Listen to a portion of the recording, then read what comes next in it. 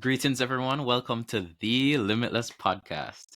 I'm your host, Thaon Simms, and of course, Matthew is joining us as always. Say hi to the people, and Matthew. Hey guys, what's good? Okay, and we have an amazing guest today, Sir William Mahfood, Chairman of Wisynco Group Limited. Sir William, can you say hi to the people? It's really a pleasure to be here with all of you who are watching, but especially with Matthew and Theon today. Now that I know, I've just recently found out about the close family connection with Theon. Close family connection. Yes, man, we go way back, way back. Yeah. William, thank you so much for joining us. I don't know how you found time to just slot us in today, but we really He's a appreciate busy it. man. It's Yeah, a very pleasure. busy, It's man. a pleasure. It's funny because I think also part of in our pre discussion, I also one of the things that I really do enjoy is mentoring. I do a lot of mentoring for young people, young entrepreneurs especially, Wow. and have done both formally, like through the Branson Center, as well as informally in the office. So it's something that I think good leaders always should try to find a way to instill a certain amount of time in their schedule to do it. So this, I guess, you could consider this a broad scale mentoring that I can help. Hopefully, young people. If I can even help a few, it will have done a good job. All right. No, That's 100%. We love things like that. Yeah. Love things like that. So, Sir William, we wanted you to just give us a brief overview of how did you become the chairman of one of the largest manufacturing and distribution companies in the entire Caribbean. Yeah. Right. So, for those who don't know, Sir William Mahfood is the chairman of Wisynco Group Limited.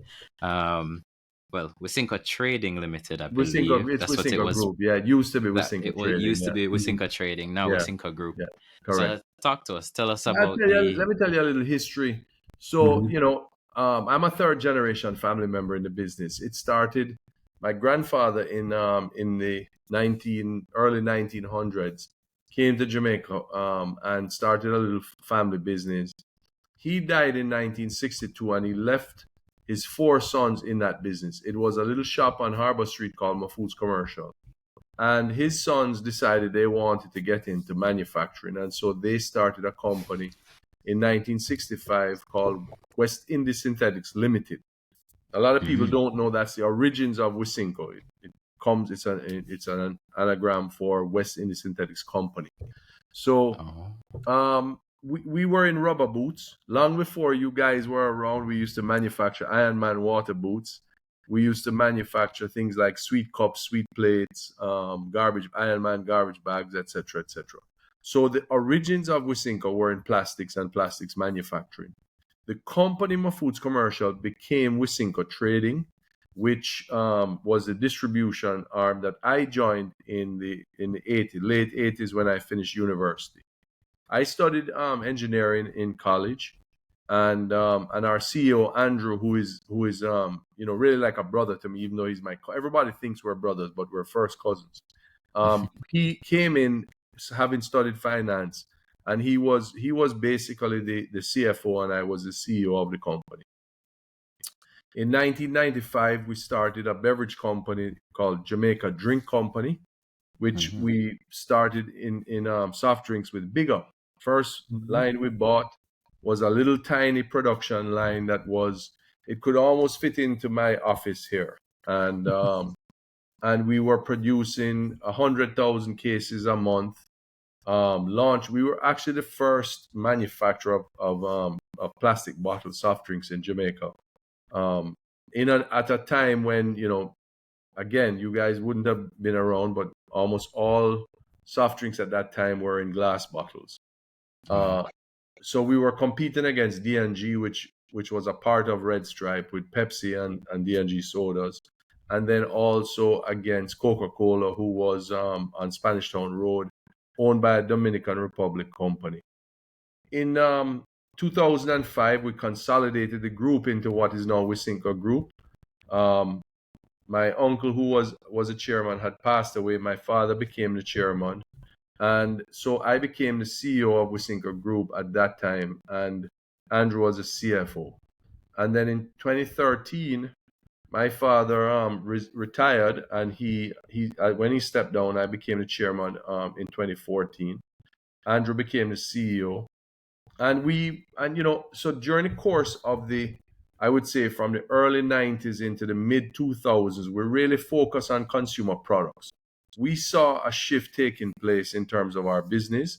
I mean, we were 70% in manufacturing of plastics. We used to have a footwear company called Gator Shoes, and we shifted to consumer goods in terms of brands that we represented as well as brands we manufactured and distributed. And we became very, very focused on distribution. Even though the manufacturing is a critical component of our business, the distribution is what really made us the powerhouse that we are today.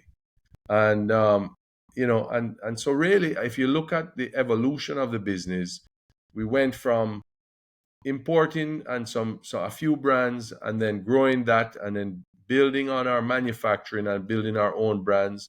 We launched water. This is, for me, this is my favorite brand, and I'm sorry for the shameless plug, but I carry it everywhere with me. But the reality is, we launched water in 2002, and it was a challenge at first. Back then, not a lot of people drank bottled water in Jamaica. As a matter of fact, my father and he was the real industrialist. He was big in manufacturing, and he always felt that we weren't going to be successful with bottled water, and that's one of the areas he and I differed a lot on. So and what happened at that time? People used to just have pipe water, or back then there was really only Catherine's Peak. They were the first bottled water in Jamaica.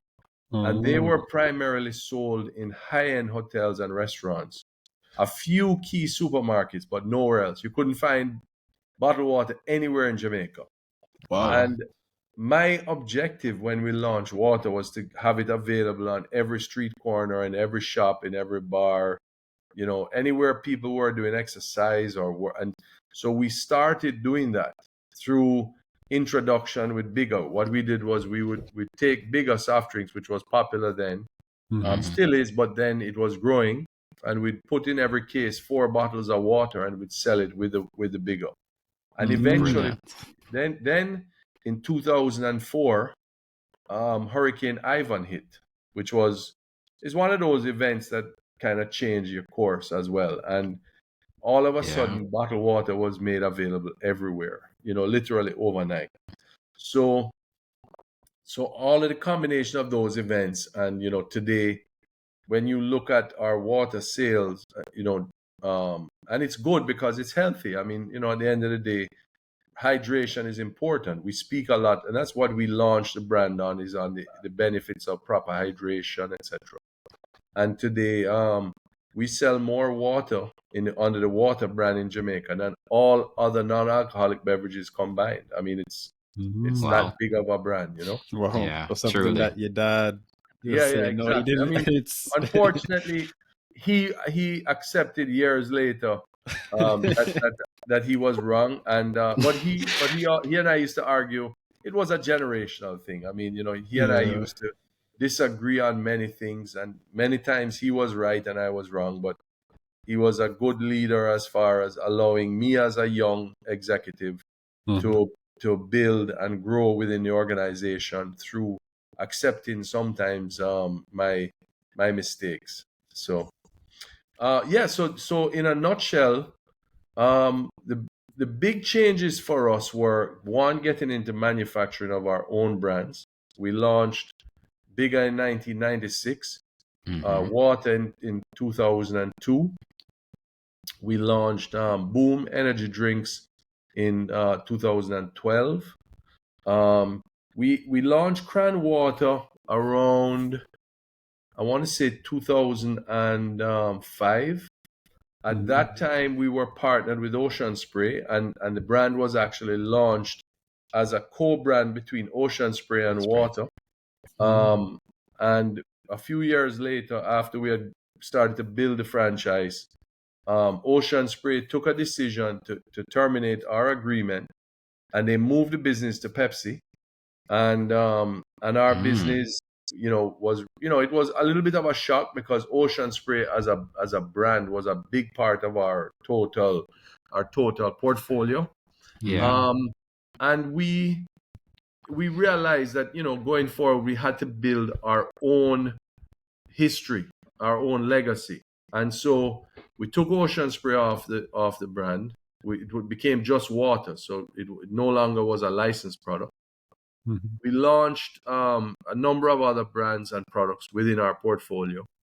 And then we also acquired, at that time, the company was not yet public. We acquired 50% of Tradewinds, which is True Juice.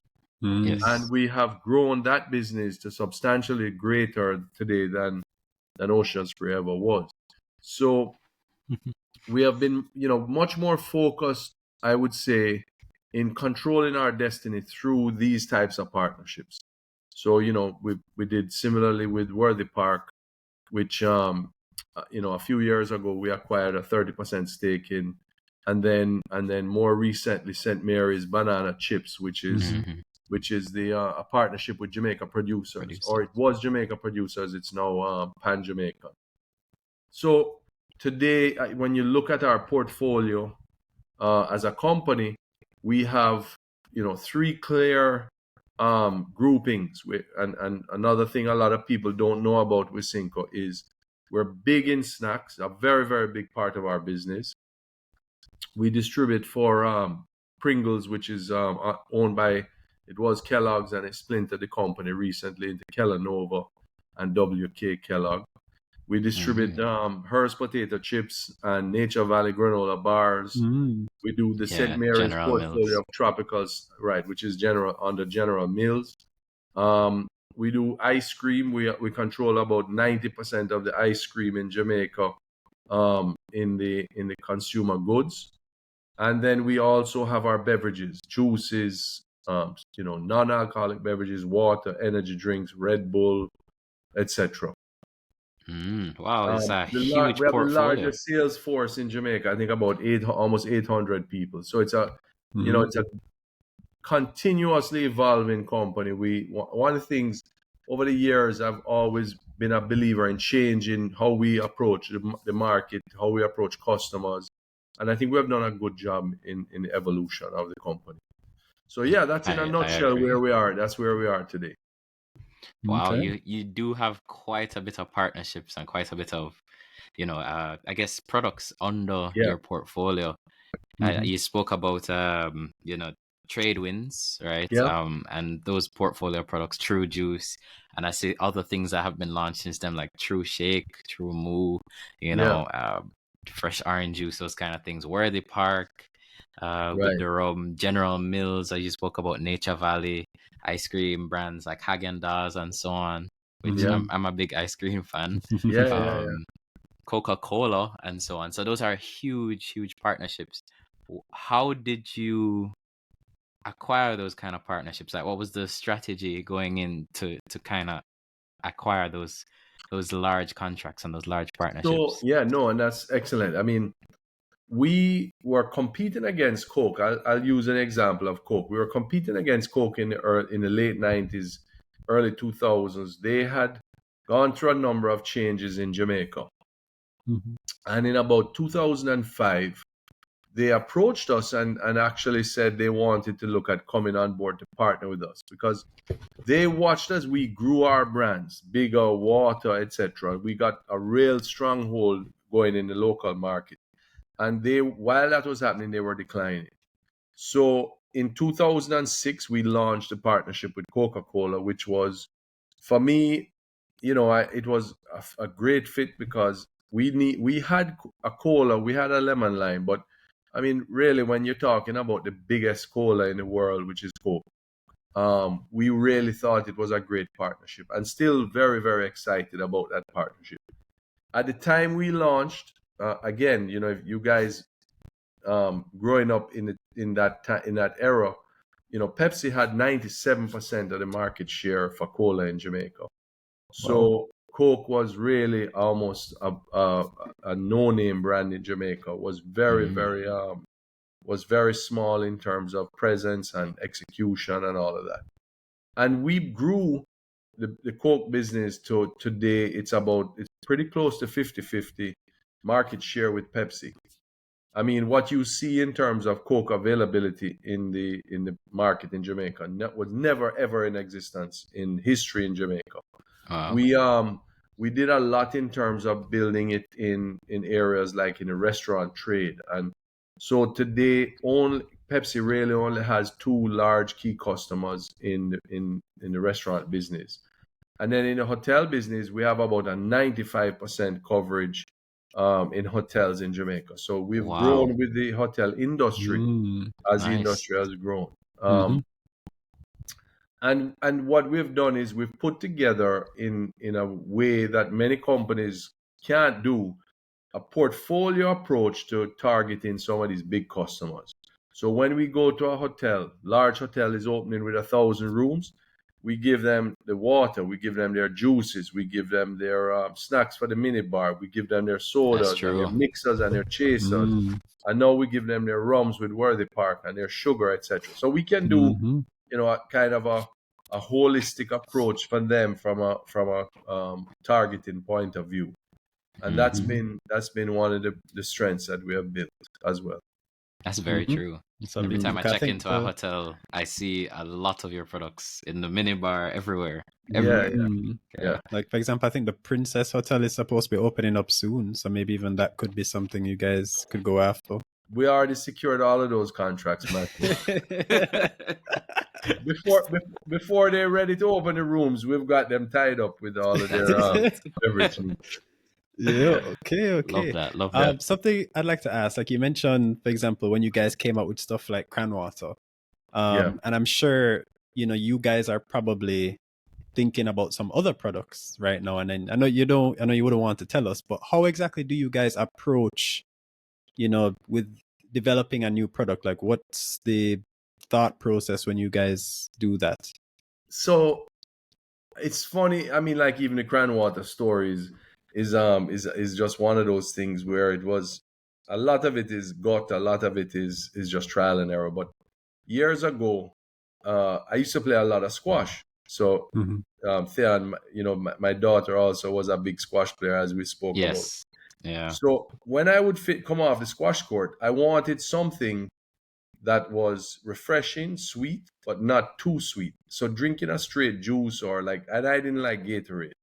So I used to actually take cranberry juice, the flavor. There was a flavor that I enjoyed, and I used to blend it with water, and I would just drink that because I found it to be very appetizing and very refreshing.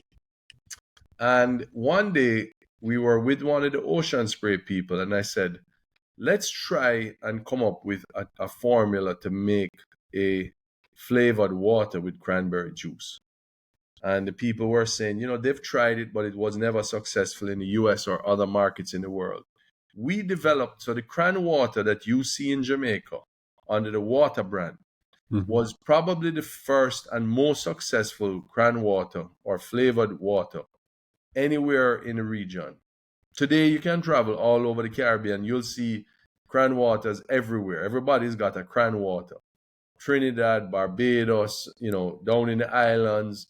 You'll even see it now in Central America and South America. Ocean Spray even has their own flavored water on the market, which is, all of it is imitations on our product, because we were the first that developed that product. That's true. And I think it was Ocean Spray is it Splash or so on? correct. That's correct. Yeah. And now remember, we were Ocean Spray's distributor in Jamaica. So when we parted ways and we took Ocean Spray off the label, in response, they came up with a development of this product, which is, to their, because we were doing big business and they saw the opportunity in the market. So that was, we saw a need at the time. I was much, much more involved in the product development cycle. We would sit down with our lab people and chemists, and we'd come up and keep doing repeated trials until we got the taste right. And that's how Cran water was developed. Similarly with Boom energy drink, I knew that there was going to be a market for energy drink. Red Bull was already here. We were distributing Monster, and Mm. then we basically took over the Red Bull distribution at around the same time we launched Boom in the market. And Boom was basically the answer to the man in the street, a construction worker, a guy who's working as a security guard who's staying up late at night. We said, here is an a value product that you can afford, because Red Bull was, as an energy drink, was expensive. And so it was launched in about 2012, I think, to tremendous success. It was one of the most successful product launches that we have ever been involved in. Yeah, When songs have been made about Boom. Yeah, Yeah. all of I mean, energy drinks on a whole. I think Jamaica Truly. has one of the highest per capita Well, consumptions in the world of energy yeah. drinks. Truly, Oh, truly. okay. Yeah. Well, there are a lot of there's I say Boom's marketing everywhere now. I mean, I'm not the Yeah, biggest party go and so on, but Boom is it seems like a very successful brand indeed. yeah. So yeah. Mhm. Yeah. So Okay, so well. yeah, so it was now we are much more formal maybe in terms of our practices. We do a lot of innovation ongoing. So I think especially probably over I would say over the last 4 or 5 years, it's been tempered because Mm-hmm. we had challenges with capacity. So we just put in 3 new production lines. We're building a new factory. We're going into new formats in terms of packaging. So we'll have glass and cans. So we're expanding our footprint in terms of offerings. And I think in the next 6 months, what you'll see is a whole wave of new products coming into the market from Wisynco. So it's an exciting time to be at Wisynco, to be honest. Okay. Love what I'm hearing. Yeah, I know Preston was researching. We were talking earlier about you said that you mentioned a factory. This is the one in Saint Catherine. correct.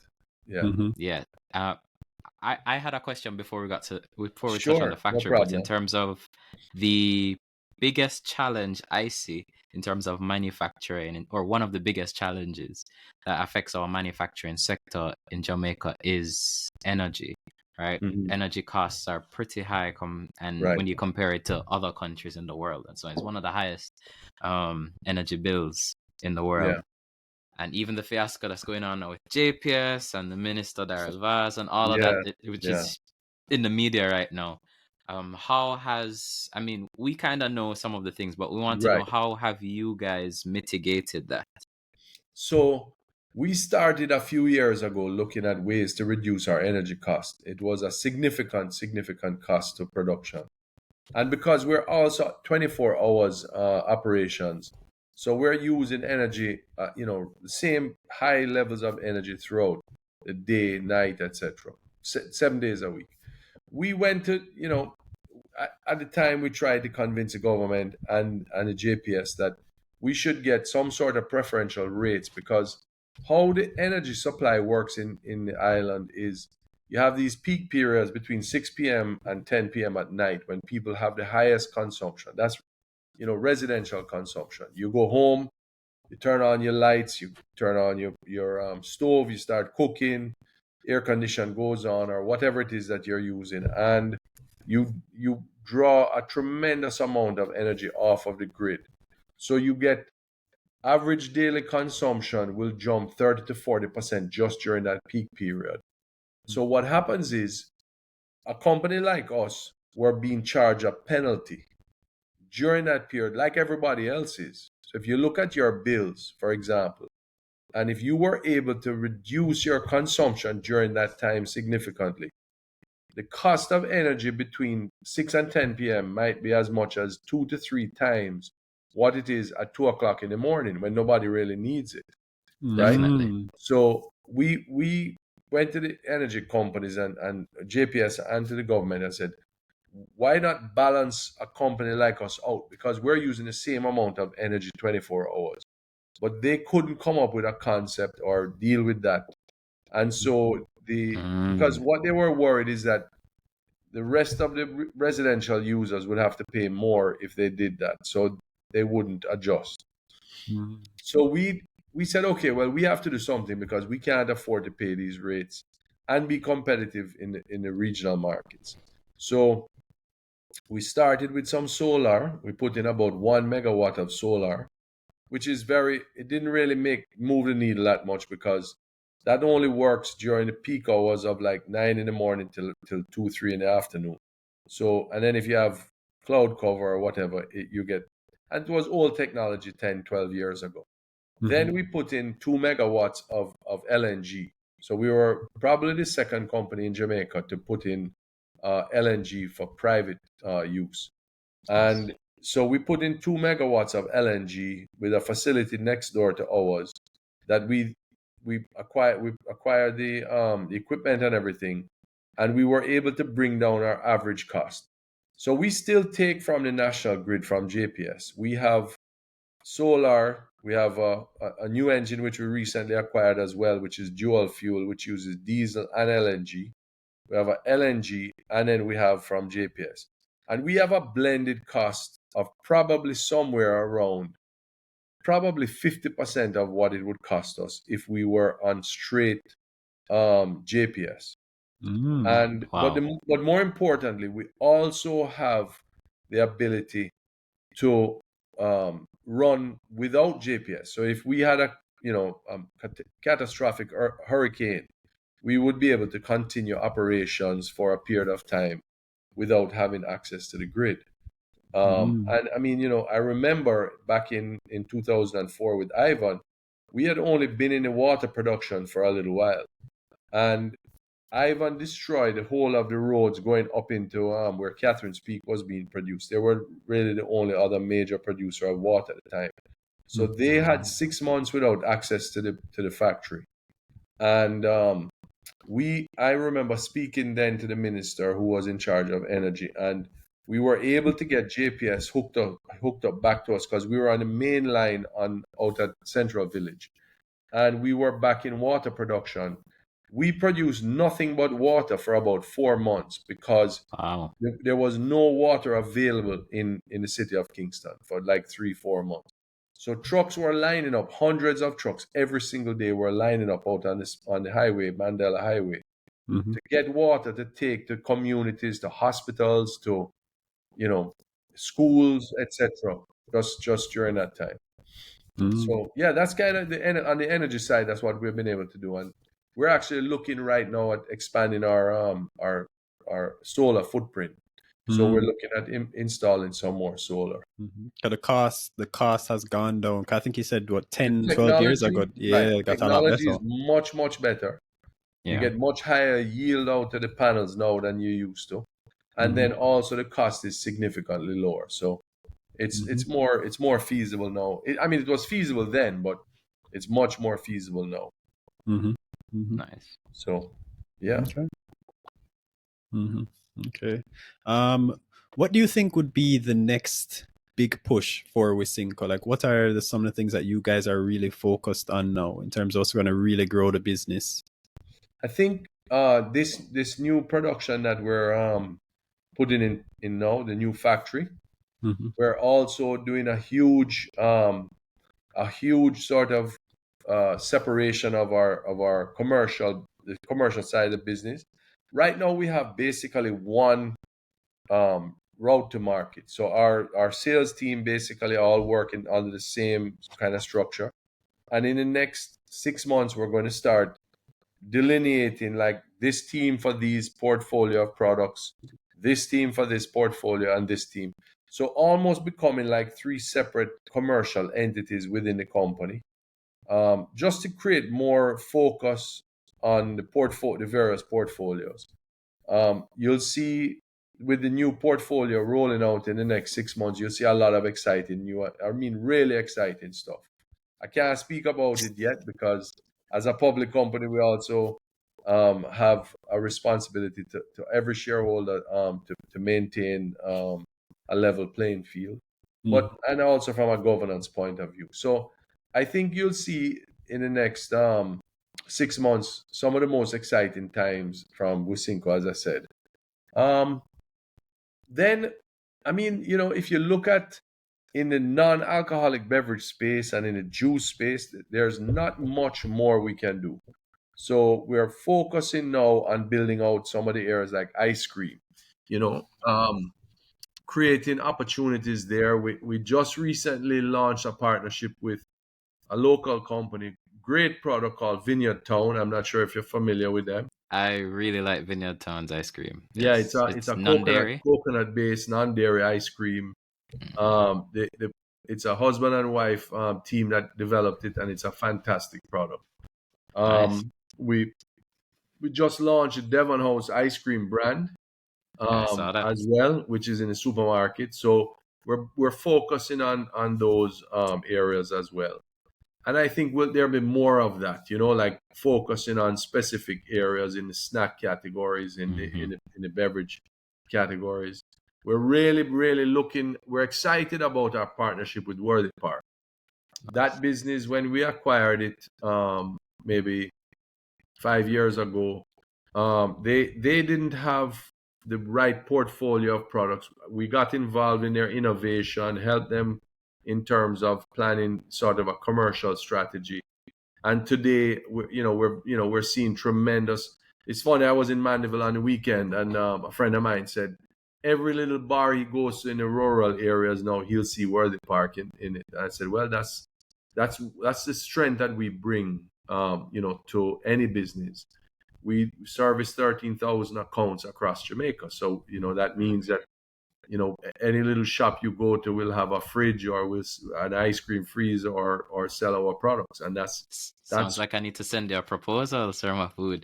You have some So, products you want to distribute. of course. Yeah. I guess we will talk off air. Yeah, that's definitely the kind of that's how you get traction, and once you can execute and also build those relationships with those customers, you Agreed. can go a long way. Yeah, the company. So I don't know if we should edit this out or not, but I'm just gonna say it the same way. I'm a part of a company. It's called History. We do some products. We've Right. been launching pizza and some, but we do have ice cream. You would really love the ice cream. Okay. And we do have. Well, my mixologist loves Worthy Park. Yeah. Absolutely loves Worthy. He said so. He came second in the bartending Yes. associations, and he hopped off a plane and did it in with nothing, with almost nothing, and he just came second. And now Yeah. he's an amazing mixologist, and evaluating all the rums. He does love. I'm not gonna tell you which exactly one, because Worthy Park has several different rums, but Correct. he really loves Worthy Park's rums as well. Yeah. So kudos to you guys for that's a great product. Really, really great product. It is, and actually, since we really focus, sorry, on the Worthy Park brand, what has happened? We've seen a lot of that. Bartenders and mixologists have said that there is so much more flavor in the Worthy Park portfolio. And it's not as harsh as other competitors and so on. So it makes really good cocktails. Yeah, really, really good cocktails. Okay.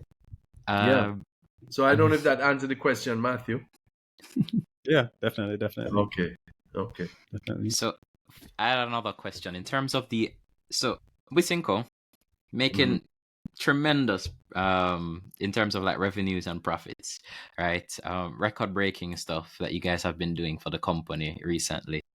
However, I'm not entirely. I need to check back in the latest financials to ascertain the amount that is attributed to exports, but I know it's not even greater than, say, I don't think it's greater than 10% of revenues. It's much less than 5%. It's about less than 5. Yeah, our target is 10%. So, and it's funny because just today we had our audit meeting. It's our year-end, June 30th, and we had our board meeting last week. We were with our external auditors today in a discussion about the MD&A and the disclosure of our audited statements probably by next week. Well, not probably, it has to be, because I think the deadline is the 30th of August. August, 60 days. Right. So in the discussion, we spoke about that because I said, we have always maintained what our exports, focus has been, and we've been doing as a matter of fact, the UK is one of the surprising new markets for us as far as bigger. Yeah. Just last week, somebody sent me a picture of Marcus Rashford. Is it Marcus Rashford? Marcus Rashford, Yeah, Manchester United winger. he's walking out of a bar or someplace with a bottle of bigger in his hand, and I said, "Boy, look at this! Here Yeah. is this is, and it's not the first time his pictures have been taken with him drinking bigger." And so, Oh. young people in the UK now. I had a friend of mine who was in like way up in the Cotswolds, like in countryside, and had gone into a shop, and he sent me a picture. There was more bigger in the fridge than Coke and Pepsi. Wow. And I said, boy, that's amazing. I said, That's we've big. crossed over from the diaspora market into the mainstream in the UK. I saw a picture of another footballer, actually, Kevin De Bruyne. It was a very popular picture. I think, I'm not sure what was going on, and he walked to the touchline, and somebody threw a pineapple bigger at him, and he controlled it with his foot. There's a popular picture of that. That's hilarious. No, I remember that one. Yeah. So we've crossed over with bigger in the UK to the point where now I think we're probably, in the top 3 to 4 brands in the UK of carbonated soft drinks. And the biggest challenge we've had throughout the course of the last year, 2 years maybe, has been being able to meet the needs of some of these markets. So with the expansion that we just went through, we put 2 new production lines in December and February, and we put in another line over the course of the next couple months. Then with the can line and the glass line, we'll also be able to produce product with longer shelf life. So, bigger soft drinks, for example, in a can, instead of 90 days, we'll have a 6-month shelf life. It's easier to handle, easier to ship, less, just generally easier for us to build the brand with that product. So we'll see a tremendous upsurge, and have seen. I mean, for the quarter, our export volumes in the last quarter were up like 40% year over year, with a focus on availability to those markets because of the opportunities for hard currency earnings. Yeah. So we'll continue that track for sure. Nice. So have there ever been any considerations of any forms of inorganic growth for overseas, like maybe like I know Grace has this big strategy of mergers and acquisitions now in order to grow their business. Is it a similar mindset, or one of the things that Wisynco may be considering? Well, we have, over the years, we have done a lot of acquisitions which have led to growth inorganically, but become organic at some point in time with the local distribution. There's no question we will continue to look at acquisition. If you look at, for example, in the next balance sheet that comes out, you will also see, so people used to complain all the time about our use of cash, because as a company, we had a very, very... I think it was like you're sitting on like 7 or 8 billion in cash at one point. Right. Like, wow. So it's funny. I mean, and to be honest with you, and I can pull it up quickly, but the last quarter I think ended March. I think it was about 5 billion. I can pull it up. Yeah. Our cash declined on the balance sheet to like 5 billion. Now, people are saying, boy, what happened to it? Well, I mean, we put a lot of it into expansion capital of new buildings, new equipment, manufacturing facilities. So that's one of the things, like, you don't always have to use cash just to acquire things or just to distribute. You can, in our case, we use quite a bit of it over the years for growth in plant and equipment. So you'll see it went from March 23 to from 9.2 billion to 5 billion. So we basically, and we remember that we made profit during that year as well. Agreed. So I mean, we've used a lot of cash in the expansion plans that we're now, not that you want to always use cash for, but you can see there, it's purchase look of at property, that. plant, and equipment, Wow. That's equipment. 5.7 billion. Yeah. Yeah. Okay. So that's going to drive the growth for the next couple of years. So if you think about, okay, what is the best use of cash? Our return on equity as a company is probably somewhere upwards of 20%. I think probably higher than most companies listed in Jamaica. So if we're taking that equity and investing it in capital to get more returns, and we're going to return, more than 20%, continue to return more than 20% on the shareholders' equity, we should theoretically be returning an additional 1.5 billion a year in profit from the use of that cash. If you look at it from a straight financial point of view, Yeah. So one of the things I was looking at when you guys had that huge cash position, well, acquisition was definitely one of the considerations, but I was hoping that you guys would actually consider share buyback, because I know there was an article I saw, like I think it was 2021 or 2022, someone actually asked you guys about the share buyback, because at the time the shares were trading, they were at a low below price. $15 or something like that. And I tell you, if they ever go back down there, we will definitely look at it. I mean, because if we can return 20% on equity and shares are at $14 or $15, we can do better buying our own shares than buying anything else. So, but that's good. That's what investors so like now to hear. I think the share price is definitely priced fairly, and we've maintained a price at or above $20 a share. We're excited about that, and we continue to distribute, probably close to 35 to 40% of our earnings in dividends, which is, we always said we would do a minimum of 20 to 25, and we're higher. We have been historically now, since we listed, higher than that. I think our dividends actually have also gone up just about every year since we've listed. So yes, they have actually. We have one of the things I'll say to you. I mean, anybody who's in a business like ours, when I was first starting in the business in the 80s, and then Andrew joined a couple of years later, we had a small business that we were very hands-on. We built it based on relationships, and a lot of the portfolio products that we brought in was directly, my involvement or Andrew's involvement in the discussions. Today we have a system with people, great executives, that run a company that is humming. It hums along very efficiently in many areas: production, operations. Somebody said to me the other day, "What is your logistics like?" So I put it in context. If you were to add up, Grace, Pepsi, Red Stripe, and Lasco, all of them together, they don't add up to the volumes that we put out every day.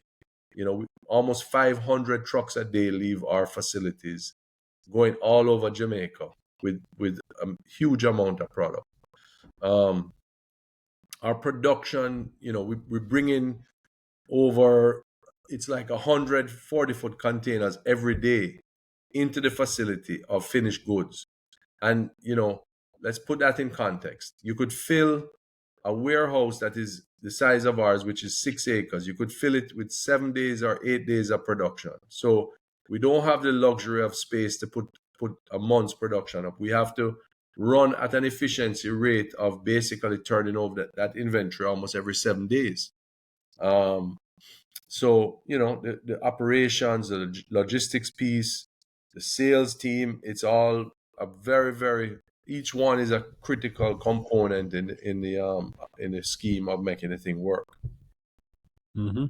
So one of the things I'd ask is, how do you guys approach talent management and even succession planning? Because, you mentioned that you've been chairman for, I think it's 10 years now. Correct. I'm sure that's something that you guys consider, like, how do you retain the talent that you have, and then how do you do that succession planning? So no, and that's actually the biggest area of focus for me. A couple of years ago, I sat with our board, and I said to them at the time, this is long before the effects of COVID has had in terms of talent and talent retention that we've seen, this wave of people migrating and the low unemployment rates. So 2 years ago, I sat with our board and I said, we are intending to transform Wisynco to become the most competitive paying company in Jamaica. We feel that we're the best company as it is now, but we want to ensure that anybody who comes to Jamaica never wants to leave. So we're looking at transforming even the way we pay people. We want to pay people for productivity, pay the highest rates possible, and we feel that if we can somehow find that balance, we'll be extremely successful.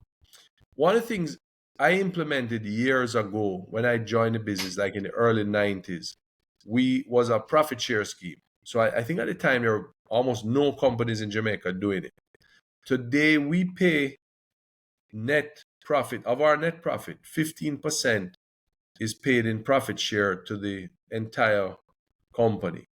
So you have people working, in the warehouse, on the factory floor. They will take home 3 or 4 months of salary in profit share every year.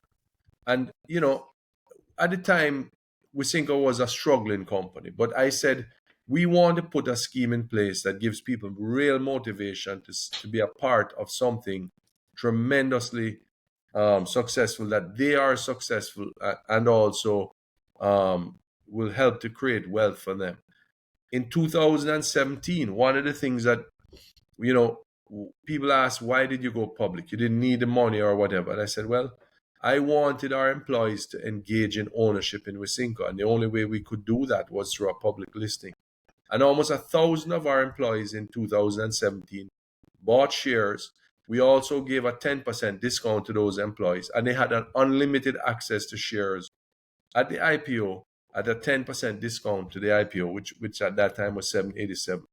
So if they bought at a 10% discount, they would be at $7, and I think it was $7.11 a share. With all of the dividends accrued over those 7 years, plus the growth and the capital gain that they, 3x. Exactly. It's more than 3x when you compound more with the dividends. With the exactly. dividends. Yeah, with the dividends. It would be closer to 4x if they reinvested. So yeah, I mean, it's the reality is that's that. And then for our senior leadership, so we have a senior leadership team across a group of about 80 people, and we now have an incentive plan where if the company meets certain targets, we have shares, so it's we call it a long-term incentive plan, but it's basically a share option program where senior leadership people, executives, managers, etc., can acquire shares. They're locked in. There's a vesting period, and then once the vesting period expires, they then get the option to buy those shares locked in at a price from 3 years ago. So nice. Yeah. Okay. Yeah. So we do whatever we can, to try and ensure, and it's more than just remuneration. I mean, we provide meals to our, we have canteens at both locations, which provides meals subsidized. We provide staff transportation to all of our facilities, from trucks pick up employees, not truck buses pick up employees, from as far as Linstead and Old Harbor and places like that to bring them to work. Nice. We just put in a state-of-the-art gym out at the office. So, we have all of these things that we continue to try and find ways to engage with our people to make it a much more, healthier environment for them, not only mentally, but physically as well. Okay, wow. Nice. I mean, if you're ever looking for any doctors to hire, Preston is a bit. I'm joking. One of my final questions, because I know we are Sure. taking up some of your time. So I know a lot of this I guess this podcast episode on a whole, you said, you like to speak from a leadership point of view, and it's almost like mentorship and so on. So to a lot of our listeners who are investors, some of them are entrepreneurs, business leaders, and so on, we want to know, what lessons have you learned from your time at Wisynco whether just in the company, coming all the way up to where you are right now, that could benefit other people in, that have maybe a side hustle or are entrepreneurs or are investors? What lessons have you learned that could help them? So I'll tell you one of the things I tell almost every entrepreneur: be extremely focused. Try and figure out what is the item or the service or the product that you feel that you can be the best at, and be the very best at it. Because the reality is, I know some people can do multiple things. You can maybe try and do a bunch of different side hustles, as you call it. But the reality is, I took a decision, myself and Andrew and our leadership team, we wanted to become the very best in food and beverages and consumer products. And so we used to sell, as I said, footwear, and we had printing businesses. We were in hardware items, and we were in pet food and paper towels and everything, just about everything that you can imagine. And we said, let's narrow down the focus and let's be very, very, very specific in non-alcoholic beverage and food. And we grew, a business which is, it's a broad category, but we were able to grow that business by being that focused. So the way we attack the market in terms of suppliers, the way we attack the market and our customers, the relationships, everything was focused very similarly in terms of the needs of that portfolio of products. You cannot imagine, for example, how big a product like water could have ever been. Wisynco could have been just one product. If it was only water, it could be a very, very successful company with just water. Water was a part of our total portfolio. And then also, if you have opportunity to take that product internationally, and I'll use an example of I think will one day be one of the greatest products ever to have been developed in Jamaica, is a brand called Walker's Wood, the jerk seasoning sauces. Great brand, yes. They actually were recently acquired by some foreigners, so there is still a local partner, but the majority of the company is owned by overseas. I think greater than any other brand ever to have come out of Jamaica. It just goes to show that you can take a product, you can, grow it. It took a long time, but they got to the point where it was widely accepted in the international markets. Another one is Pick Up Pepper Sauce. If any of you are familiar with Angostura bitters from Trinidad, these are brands that came out of our Caribbean markets and were unique, and they've become, potentially global phenomenons. And it can happen. It's not that difficult if you're very, very focused. True. So that's one. And then the other thing is always in terms of stress and stressful eventualities that are going to come.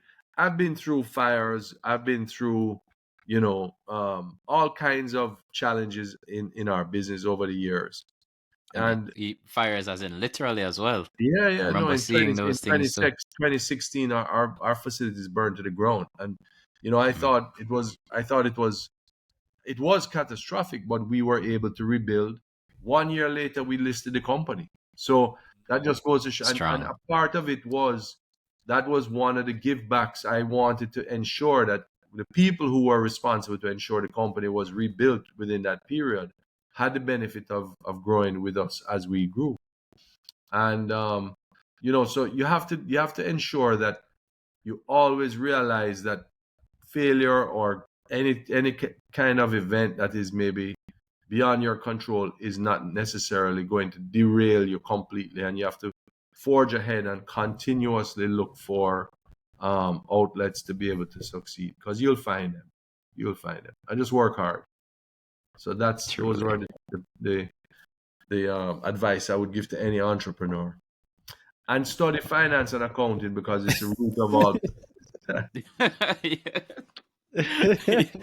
Yeah, very true.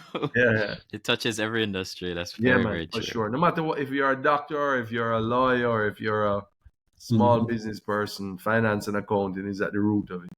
Yeah, Yeah. in a way, I wish it was like mandatory in schools, or like at some point, say first Hmm. form, second form, third form, Yeah, like just how like math and English and stuff, that yeah, everybody could at least do some basic finance course to yeah, kind of for wet your feet. 100%, 100%.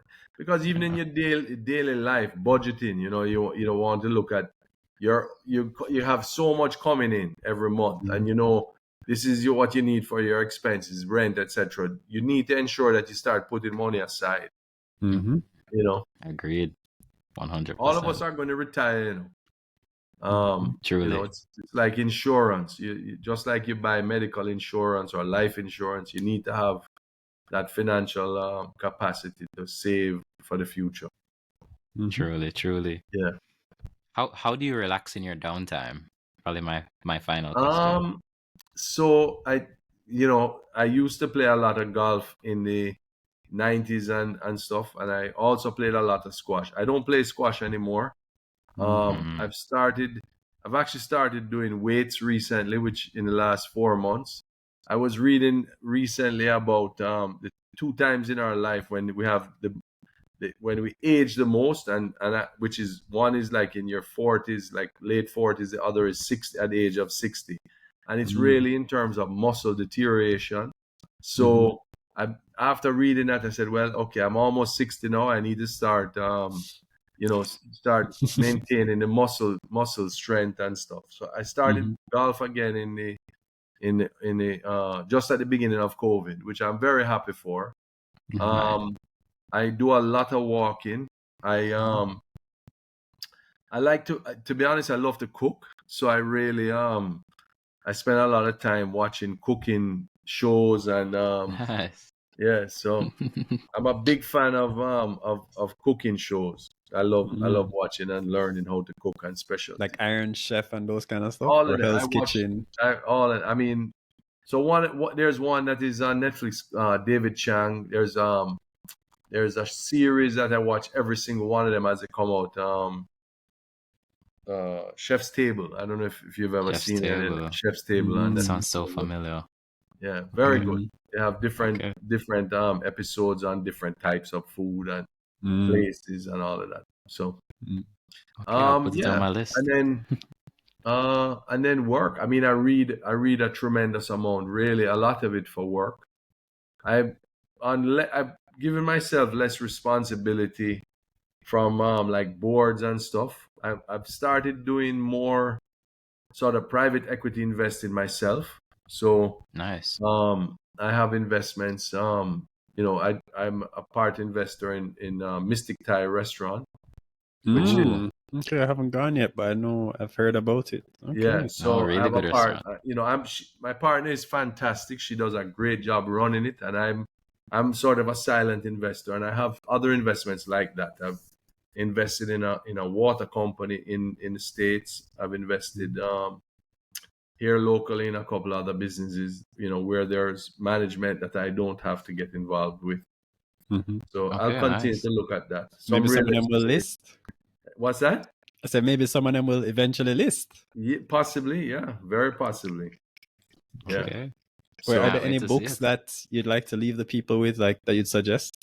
um I've you know I've read so much over the years. I think everybody has a different take. I mean, when I used to read like all of the business strategy books, and one of the things that I came to realize is everybody has a different style. Like Jack Welch. I don't know if any of you have ever read any of Jack Welch's stuff. Jack Welch had a style, for example, where he was the old CEO and chairman of GE many years ago, and he was really, everybody used to say how Jack Welch was this great CEO, but his style was he gave every single division of GE the requirement that every single year they would have to cut 10% of their workforce at the bottom. So it was like a race to try and maintain your performance and your Yeah. your capacity in the organization. And I think Mm. it hurt the company. the culture of the organization years later. Today, GE is a fraction of what it was. But back then, people were saying, look at how successful he was and the company was. The companies that really, really succeed for the long term, I think they're much more focused on building the individual's capacity. And that's where more and more I've read, like about the great companies. So I would say that ultimately it boils down to the people, So most of everything that I've now sort of committed in terms of my own leadership style has been finding ways to really unlock the individual's greatest capacity within themselves. So Wow, that's I love that. and look, even in our organization, we speak about that. What are the values that we hold, sort of dear to us? I mean, we speak a lot about individuals should really be focused more on their family and more on their country. Companies is secondary. They should have the values, and we speak about the values of CHIRP, which are compassion, humility, integrity, respect, and passion. Those are the values of Wisynco that we created this the anagram CHIRP. My own personal, the one thing I speak the most about in like when we have town hall meetings or orientation sessions with new recruits, I speak a lot about humility, because I think great leaders have to be have to have humility, be humble in order to be successful. Especially if you want to have generational success. You can have arrogant, confident leaders. You don't have humility and confidence can go together, but arrogance definitely doesn't. So you can have arrogant, confident leaders who they're going to be good, but then what happens when they leave? That's where Yeah. I think so. It's important, and then once we can build, and I think in Wisynco we've been able to do that, a strong, young, successful leadership team who share those values, then you can have, great succession, and I think we're on that track. Okay. Thank you so much, Sir William Mahfood, for joining us on the Limitless Podcast. Myself and Matthew, we really appreciate you for coming out, just speaking very real, very plainly about the company, about your upbringing and how you got to where you are in the company. And I'm pretty sure, guys, if you love this episode, leave a like, subscribe if you want to hear more. Thank you so much again, Sir William. Thank you very Have a much for good having day. me. It was a real pleasure talking to you guys. All right. All right. Limitless out.